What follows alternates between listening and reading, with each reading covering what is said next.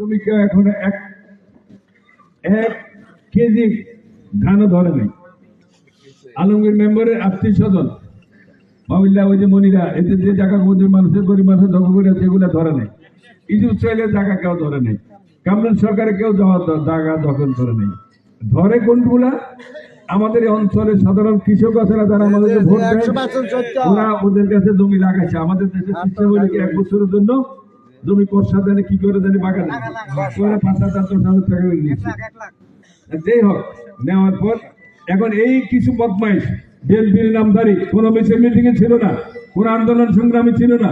এখন নতুন করে বিএনপি ওই সর অঞ্চলে গিয়া একবার গরু চুরি করে, একবার ছাগল চুরি করে, একবার মহিষ চুরি করে, একবার ট্রলার ইলিশ মাছ ধরে মানুষের একবার এক ঘটনা করে। আর মানে গরিব মানুষ তরকারি করে, ওরা তো নিজের জমি না, আর টাকা নিছে যে যার